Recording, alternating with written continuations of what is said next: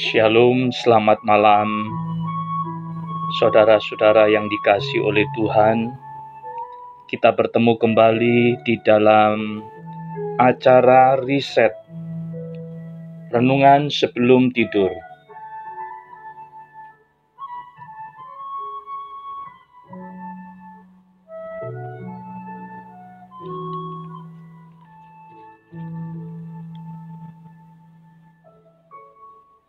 Pada suatu ketika, iblis mengiklankan bahwa ia akan mengobrol perkakas-perkakas kerjanya.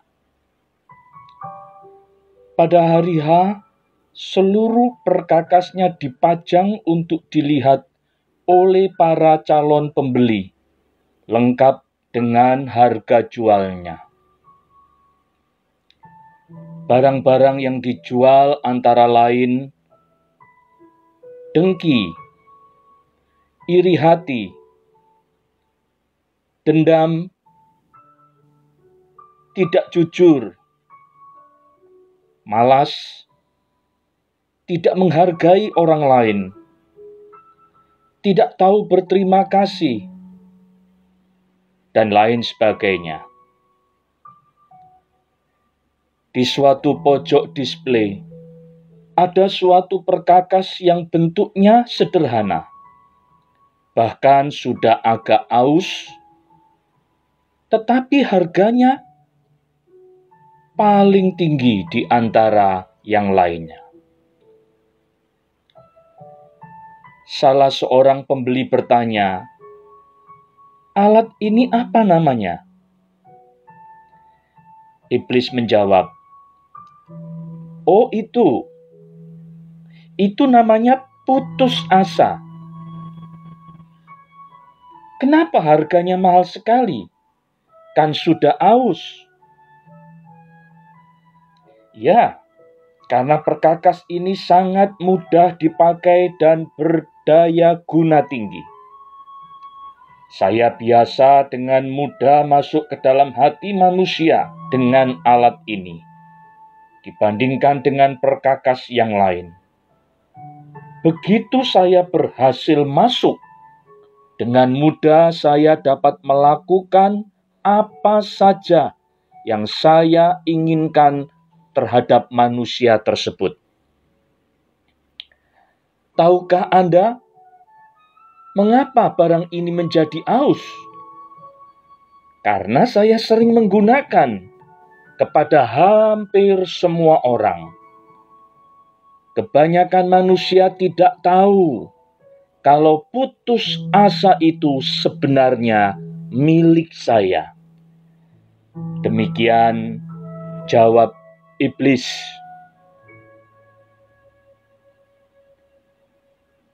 Saudaraku yang terkasih,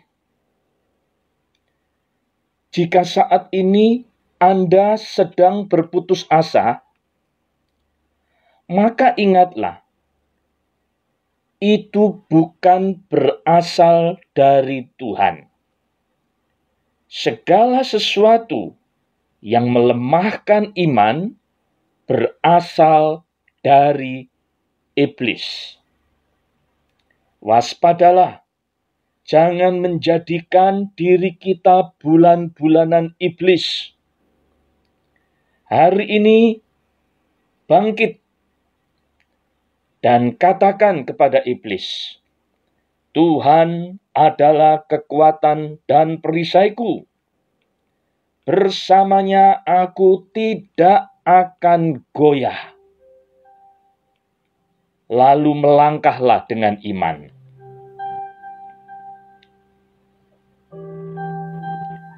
Keadaan hidup kita mungkin sekali-kali memukul kita sampai jatuh. Tetapi kita tidak boleh tetap tinggal di bawah. Berdirilah teguh. Milikilah sikap dan mentalitas pemenang. Bangkitlah. Jangan kau biarkan dirimu tergeletak.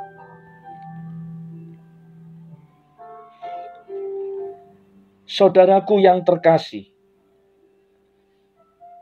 Jangan anggap enteng putus asa. Sebab banyak orang yang putus asa dalam hidupnya, akibatnya terpuruk dan tidak pernah bangkit dan mengalami pemulihan.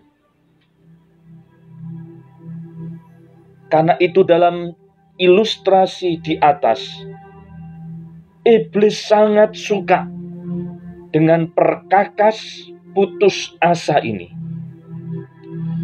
Bila manusia sudah putus asa, maka dengan mudah iblis melumpuhkan kehidupannya.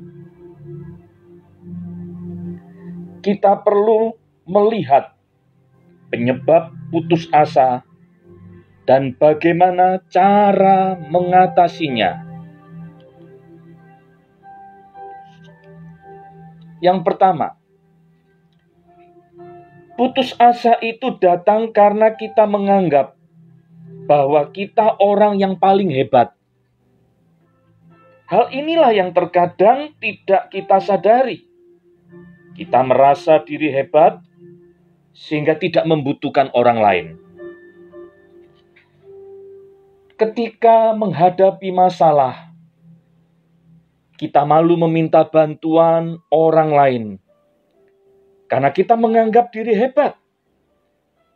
Dan kemudian memendam masalah itu. Lari dari masalah dan tidak berani menghadapi masalah.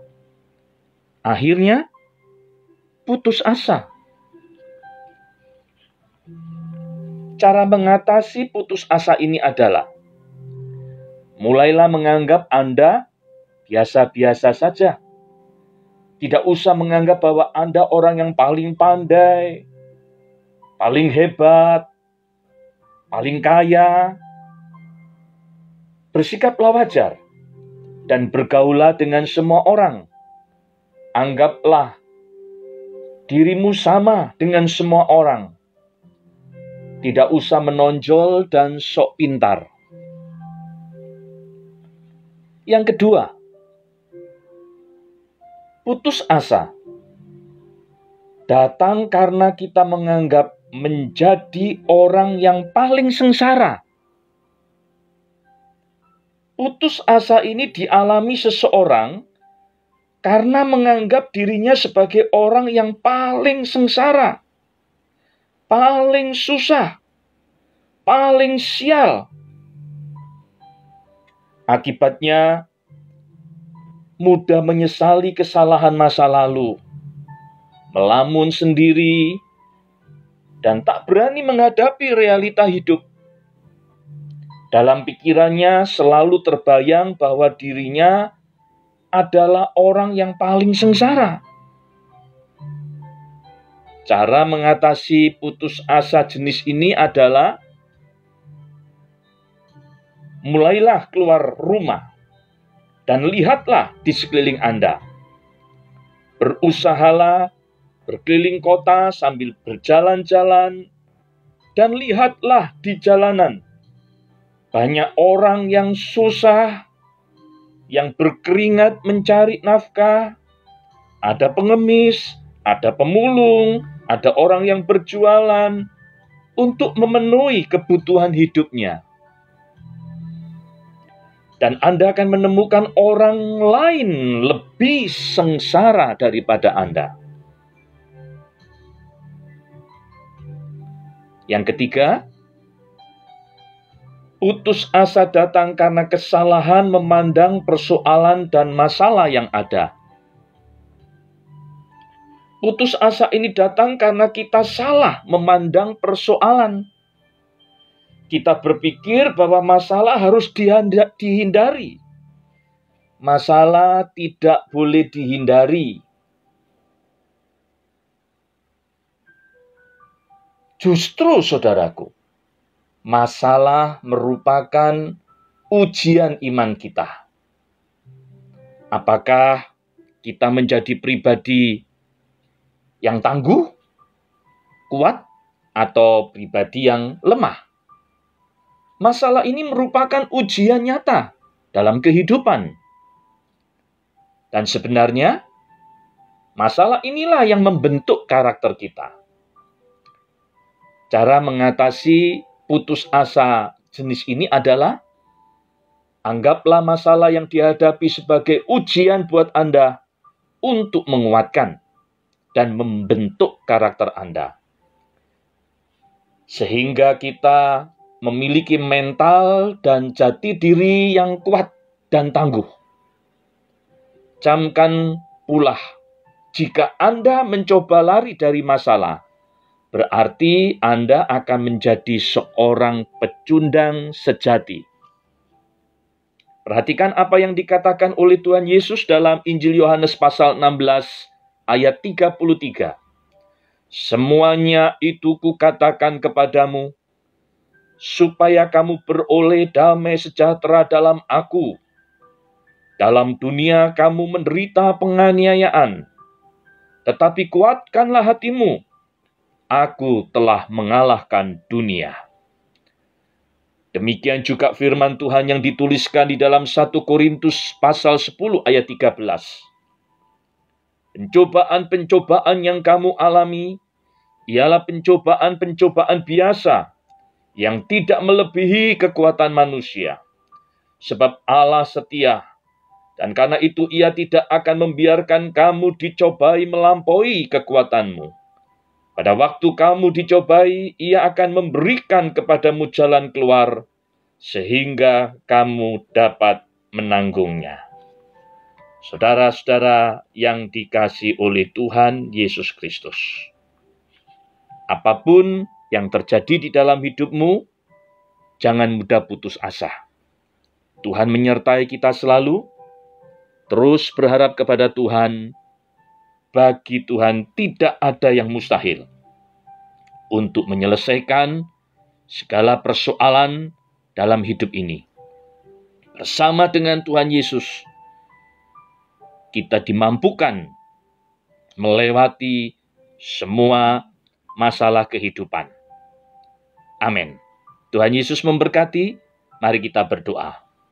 Kami bersyukur karena kami memiliki Tuhan yang hidup, Tuhan yang berkuasa, Tuhan yang sanggup membela hidup kami. Kami menyerahkan hidup kami malam ini sebelum kami tidur. Apapun masalah yang terjadi hari ini ya Tuhan, kami menjadi pribadi yang kuat dan tangguh. Kami tidak akan mudah putus asa. Kami diberi perlindungan, diberi kekuatan oleh Tuhan untuk menanggung segala persoalan yang ada.